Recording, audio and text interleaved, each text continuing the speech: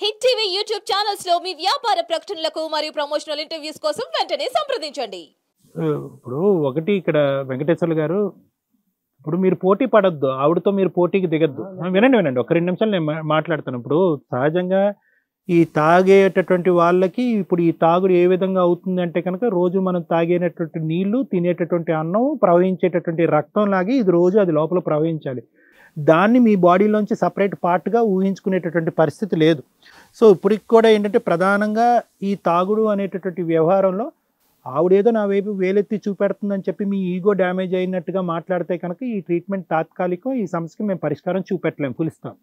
ఇది నా సమస్య అనుకున్నట్టుగా మీరు ఇన్సైట్ వచ్చి ఇక్కడ కూర్చొని, సార్ నాకు ఈ తాగుడు అనేటటువంటి ఈ మహమ్మారి నుంచి నాకు విముక్తి కలిగించండి, నా ఆరోగ్యాన్ని బాగు చేసుకుని ఒక బాధ్యతాయుతమైనటువంటి భర్తగా, ఒక తండ్రిగా నన్ను వ్యవహరించే విధంగా చేయండి అంటేనే ఇది వర్కౌట్ అవుతుంది.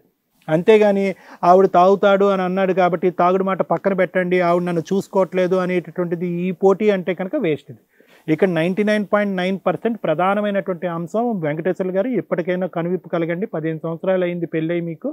తాగుడు అనేది ఇక్కడ మెయిన్ ఇష్యూ.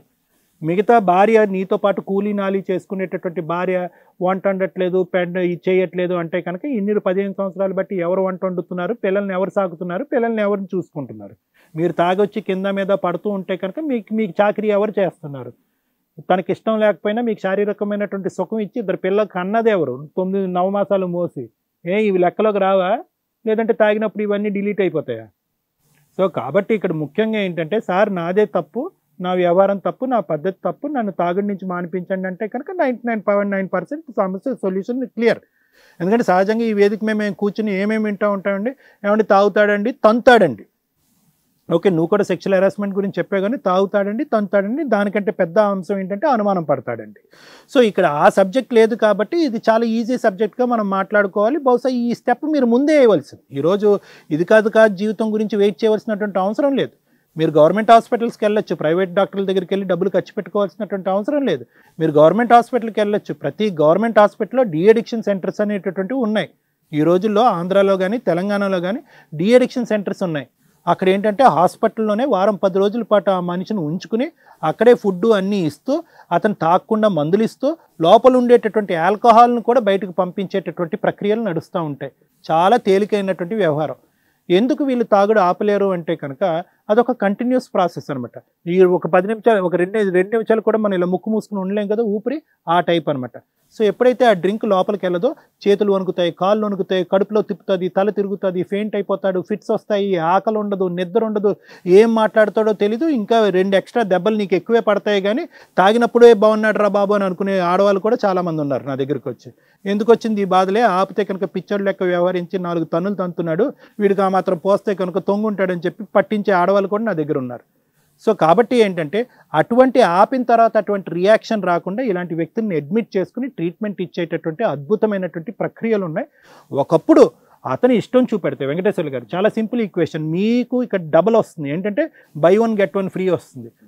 తాగుడు ఆపటం వల్ల మీ శరీరం బాగుపడుతుంది, మీ వ్యక్తిత్వం ఇంప్రూవ్ అవుతుంది, మీ ఆలోచన బెటర్ అవుతుంది, మీ జ్ఞాపక శక్తి ఇంప్రూవ్ అవుతుంది, కుటుంబరీత్యా ఆవిడ హ్యాపీగా ఉంటుంది, పిల్లలు హ్యాపీగా ఉంటుంది, సుఖంగా ఉంటారు. సో అన్ని అడ్వాంటేజెస్ మీకే. సో మీరు first of all most important ఏంటంటే, తాగుడికి బానిసైనటువంటి మీరు 15 సంవత్సరాలు దాని పైపెచ్చో దానికి అలవాటు పడినటువంటి మీరు దానికి గుడ్ బై చెప్పడానికి నా యొక్క సహకారం కానీ లేదంటే నా గైడెన్స్ కానీ తీసుకోవడానికి మీరు రెడీగా ఉన్నారు లేదు చెప్పండి. కేల్కతం దుకాన్ బంద్. రెడీయా? రైట్. ఫస్ట్ ఆఫ్ ఆల్ ఏంటంటే అది అంత ఈజీ కాదు. అది కూడా నేను చెప్తున్నాను లక్ష్మి గారు, అతను అన్నంత ఈజీ కాదు. ఎందుకంటే కనుక ఒకసారి ఆ తాగుడు ఆపేసిన తర్వాత బెల్ట్ షాపులు మూయలేం, బార్లు మూయలేం, పబ్బులు మూయలేం, వైన్ షాపులు మూయలేం. సో అటువంటి పరిస్థితుల్లో ఏమవుతుందంటే కనుక దానికి అతను మళ్ళీ అలవాటు పడేటటువంటి దానికి అవకాశం ఉంటుంది. కాబట్టి ఒక బీపీ, షుగరు, థైరాయిడ్కి సంబంధించినటువంటి ట్రీట్మెంట్ లాగే నెక్స్ట్ 2-3 సంవత్సరాల పాటు ఆ తాగుడు మళ్ళీ బానిస అవ్వకుండా తీసుకునేటటువంటి ట్రీట్మెంట్లు, జాగ్రత్తలు తీసుకోవాల్సినటువంటి అవసరం ఉంది. సో ఇదేంటంటే కేవలం వెంకటేశ్వర్లకు సంబంధించినటువంటి సబ్జెక్ట్ కాదు, ఇది భార్యాభర్తలు ఇద్దరికి సంబంధించి కలిసి చేయవలసినటువంటి ఒక జబ్బు. అతను ఒక క్యాన్సరో ఇంకోటో బాధపడినప్పుడు ఎలా అయితే నువ్వు సహాయం చేస్తావో ఆ విధంగా అతన్ని తిట్టి, కొట్టి, అవమానించి, అనుమానించకుండా అతనితో పాటు నువ్వు ప్రయాణం చేస్తూ ముందుకు వస్తే కనుక నేను హెల్ప్ చేయగలను. సో అది నా సైడ్ నుంచి మీరు ఈరోజు ఇక్కడికి వచ్చినందుకు నా హెల్ప్ అనమాట. Thank you sir. Ramya madam మీరేం చెప్తారు వీళ్ళ కేసు విషయంలో? అందరికీ నమస్కారం. నేనండి మీ శ్రీవాణి. హిట్ టీవీలో ప్రసారం అవుతున్నటువంటి ఇది కథ కాదు జీవితం కార్యక్రమానికి మీరు చూపించేటటువంటి ఆధారాభిమానాలకి మేము ఎప్పుడు కృతజ్ఞులై ఉంటాం. ఇది కథ కాదు జీవితంతో పాటు మీకు నచ్చినటువంటి కాంటెంట్ ని యూట్యూబ్ కంటే 1 వీక్ ముందుగా చూడాలి అంటే మీరు హిట్ టీవీ యాప్ లో చూడొచ్చు. దానికి మీరు చేయాల్సిందల్లా ప్లే స్టోర్ లేదా యాప్ స్టోర్ లోకి వెళ్ళి డౌన్లోడ్ చేసుకోవడమే, అది కూడా ఫ్రీగా. వెంకటేశ్వర గారు, ఇప్పుడు మేము మాట్లాడేది మీకు అర్థమవుతుందిగా, ఎందుకంటే తాగిన తర్వాత మీకు గుర్తుండదు ఆ తర్వాత ఏం చేశారు అనేది. మళ్ళీ తెల్లారికి మర్చిపోతారు, మళ్ళీ తెల్లారి కూడా తాగుతారట. ఇలా తాగుతూ కూర్చుంటే మేము చెప్పేది ఇప్పుడు వేస్ట్ కదా కదా. ఓకే, ఇప్పుడు మీరు కాన్షియస్లో ఉన్నారు, మేము చెప్పేది మీకు అర్థమవుతుంది. అరే బాయ్, 60% కుటుంబాలు తాగుడ వల్ల సర్వనాశనం అయిపోతున్నాయి. మీకు వచ్చే 400లో బియ్యమే కొనుక్కుంటారా, రెంట్లే కట్టుకుంటారా, తాగుతావా? 2 పిల్లలు ఉన్నారు, కుటుంబం ఉంది, మీ ఆవిడకి డైవర్స్ కావాలి, నువ్వు అవసరంలా. నిన్నెవరు చూస్తారు ఈ ఏజ్లో నిన్నెవరు చూస్తారు? నువ్వు కావాలంటున్నావు, ఆవిడ కావాలంటుంది, అది వేరే. వద్దు అంటే నీ పరిస్థితి ఏంటో నీ బ్రెయిన్కి వెళ్ళాలి అని అడుగుతున్నాను నేను. నీలాంటి వాడితో కాపురం చేయాల్సిన అవసరం ఆవిడకి లేదు. నాకు వద్దురా మొర్రో రోజు తాగొచ్చి కొట్టే భర్త అని ఆవిడ కూలేదో ఆవిడ పడుతుంది, ఆ పిల్లలను కూడా ఆవిడ పోషించుకోగలదు. ఆవిడ కాళ్ళ మీద నిలబడి 2 పోషించగలదు, 2 పిల్లలను కూడా. నువ్వు ఆవిడ మీద ఆధారపడి ఉన్నావు. నిన్ను ఈ ఏజ్లో వదిలేస్తే నీ బతుకేంటో తెలుసా? నీ పరిస్థితి ఏంటో ఊహించుకోమంటున్నారు. మీ తల్లిదండ్రులు నీకు ఈ వయసులో ఏం తిండి పెట్టరు. 45 ఏళ్ళు వచ్చిన వాళ్ళే ముసలోళ్ళు మంచాల మీద ఉండుంటారు. వాళ్ళని చూడాల్సిన వయసులో నువ్వు మంచాలకు వేలాడతావా? ట్రీట్మెంట్లకు వెళ్తావా? ఎవరు నాశనం చేశారు నీ లైఫ్ని? ఎవరు ఆలోచించాలి నీ గురించి? నువ్వు ఆలోచించుకోవాలి. నీ మీద 3 ఆధారపడి ఉన్నారు, నీ తల్లిదండ్రులు ఆధారపడి ఉన్నారని నువ్వు ఆలోచించుకోవాలి. నీ గురించి ఏ గవర్నమెంట్ ఆలోచించదు, ఏ బెల్ట్ షాపు ఆలోచించదు, ఏ సారా అమ్మేవాడు ఆలోచించడు. అర్థమవుతుందా? మీ జీవితాలు మీరు సర్వనాశనం చేసుకొచ్చారు. మీకుంటే పావుల సంపాదనతో మీకు ఇంత తాగుడు అవసరమా? దీనికో మళ్ళీ కొంచెం సాంప్రదాయాలు, దీనికి ఒక గుడ్ విల్, ఫ్రెండ్షిప్ దగ్గర మళ్ళీ డ్యామేజ్ అయిపోద్ది. ఎవరు లాస్ అవుతున్నారు ఇక్కడ? మీ ఆరోగ్యం డ్యామేజ్ అయితే ఎవరికి రెస్పాన్సిబిలిటీ? నువ్వే పోతావు, ఎవరికి లాస్ లేదు ఇక్కడ. నువ్వు పోతే ఈ పిల్లకి చాలా హ్యాపీ తెలుసా, ఎందుకంటే నువ్వు ఉండి వచ్చి ఉపయోగపడిందే లేదు ఇక్కడ. గవర్నమెంట్లు కానీ బెల్ట్ షాపులు కానీ ఎవరైనా కానీ ఇన్కమ్ కోసం వాళ్ళు అమ్ముతారు. మీరు గట్టిగా ఒక పూట బిర్యానీ కొనుక్కోలేరు, డైలీ వెళ్ళి సారా కొనుక్కుంటున్నావు. నువ్వు ఎక్కడ పోతుంది డబ్బంతా? దానివల్ల నీకేమైనా ఆరోగ్యం వచ్చిందా? నువ్వు పోతే ఈవిడ వీడోలాగా బతకాలా? అవసరమా? 2 పిల్లలు అనాథలాగా బతకాలా నిన్ను పెళ్లి చేసుకున్నందుకు? మేడం, భూప్రపంచంలో నేను ఇంతవరకు నాకున్న సీనియారిటీకి వీళ్ళు మారాలి అని అనుకోకపోతే ఎవరు తిట్టుకున్నా నేనేం మాట్లాడినండి. నేను లెక్క కూడా చేయను. సిగరెట్ తాగేవాడు కానీ ఇలా అడిక్ట్ అయిపోయిన వీళ్ళు కానీ వాళ్ళు మారాలి అనుకుంటే తప్ప మానిపించే ట్రీట్మెంటే లేదు. ట్రీట్మెంట్ సపోర్టు, విల్ పవర్తో నా జీవితాన్ని నేను కాపాడుకోవాలండి అనే వ్యక్తులకు మాత్రమే. సార్ ఇందా నుంచి అంత కష్టపడి అడిగింది ఏంటి? అరే బాబు, నీకు ఇష్టమైన ట్రీట్మెంట్, నీకు ఇష్టమైన కౌన్సిలింగ్, అవన్నీ తీసుకోవాలంటే ఇప్పుడు ఈయన ఎంజాయ్ చేసిన దానికంటే డబల్ నరకం పడ్డానికి ఆయన రెడీ అయితే ఒక 6 months నువ్వు మెల్లగా క్యూర్ అవుతూ వస్తావు. ఆ క్యూర్ అయిన వ్యక్తికి పడే ఎఫెక్ట్లు ఎట్లా ఉంటాయో తెలుసా? నువ్వు ఈరోజు ఎంజాయ్ చేసిందంతా దేని మీదకి వెళ్ళడానికి ఎంజాయ్ చేస్తున్నావో తెలుసా? మంచం మీదకి కాదు, కాటి మీదకి వెళ్ళడానికి ఎంజాయ్ చేస్తున్నావు. నేను అనకూడదు ఈ మాట, ఎందుకంటే నీ లైఫ్ స్పాన్ని నువ్వే తగ్గించుకుంటావు, ఎవడు తగ్గించట్లేదు ఇక్కడ. ఆ పిల్ల ఏం అడుగుతుంది? మా ఆయన తాగొద్దండి బాబో, నన్ను కొట్టొద్దండి అంటుంది. నువ్వు తాగినప్పుడు కూడా నిన్ను కంట్రోల్ చేయలేక వదిలిపడేసింది. నువ్వు ఎప్పుడైతే ఫిజికల్ అటాక్ స్టార్ట్ చేసావో అప్పుడు మాట్లాడింది. అది 1 year భరించి. ఎవరికి చెప్పుకుంటుంది ఈ వయసులో? మీ తల్లిదండ్రులకి చెప్పింది, వాళ్ళు మాత్రం ఏం చేస్తారు? నీకు వచ్చి చెప్పగలరా? పైగా నీకున్న మేలిగో ఇంత అంతా కాదు. నువ్వు పని చేస్తున్నావు, 400 సంపాదిస్తున్నావు, ఈవిడ పని చేస్తుంది, 400 సంపాదించుకొని వస్తుంది. నువ్వేమో అందులో 200 తాగుడుకు పెడతావు. నువ్వు తెచ్చే గిలక్కాయ 200 మళ్ళీ మార్నింగ్ వాడేస్తావు. ఇల్లు నడుస్తున్నది ఈవిడ వల్ల. నన్ను చూడదండి, ఇంటికి వస్తే నాకు రెస్పెక్ట్ లేదండి, ఇంట్లో పనికి ఏమి నాకు సపోర్ట్ చేయదంటే, అందుకే నీకు డైవర్స్ అంటున్నాను నేను.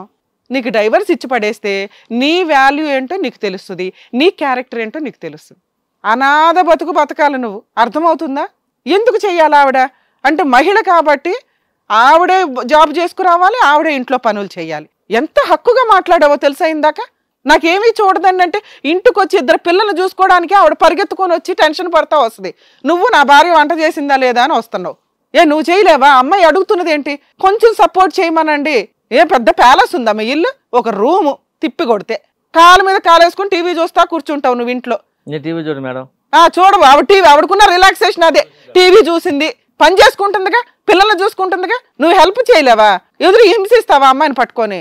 నేను అసలు నీతో పంపించిన అమ్మాయిని నాన్న డైవర్స్ ఇచ్చేద్దు కానీ నువ్వు బతకలేవా? నువ్వు ఎదురు పోషిస్తున్నావు అతను.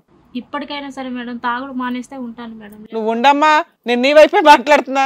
నీలాంటి వాళ్ళు ఉండబట్టే రేపు మీ ఆయనకి ఏదైనా అయితే నీకు బాగుంటుందా? అలా కాకూడదని కదా, నీ పసుపు కుంకుమలో కాపాడడం కోసమే నేను మాట్లాడుతున్నాను ఇక్కడ.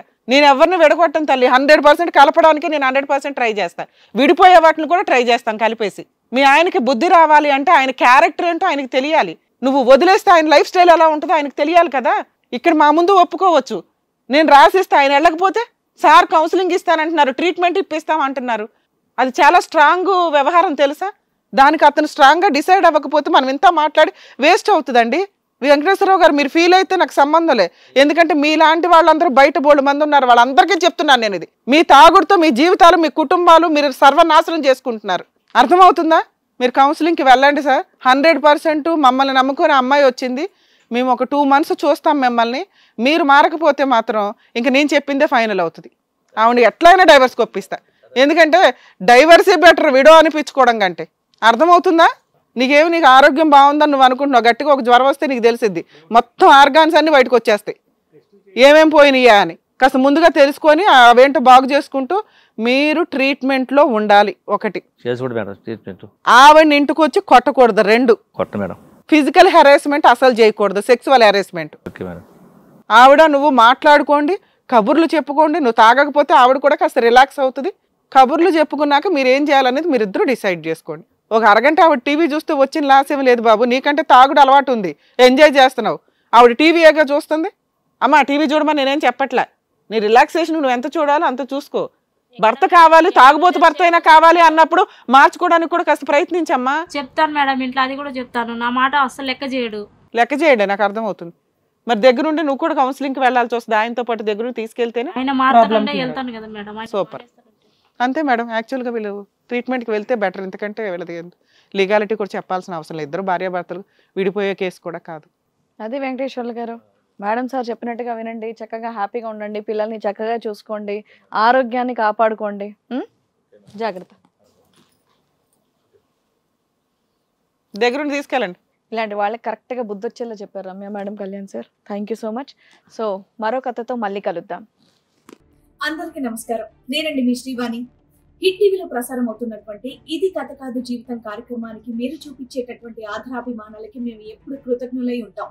ఇది కథ కాదు జీవితంతో పాటు మీకు నచ్చినటువంటి కాంటెంట్ ని యూట్యూబ్ కంటే 1 week ముందుగా చూడాలి అంటే మీరు హిట్ టీవీ యాప్ లో చూడొచ్చు. దానికి మీరు చేయాల్సిందల్లా ప్లే స్టోర్ లేదా యాప్ స్టోర్ లోకి వెళ్ళి డౌన్లోడ్ చేసుకోవడమే, అది కూడా ఫ్రీగా.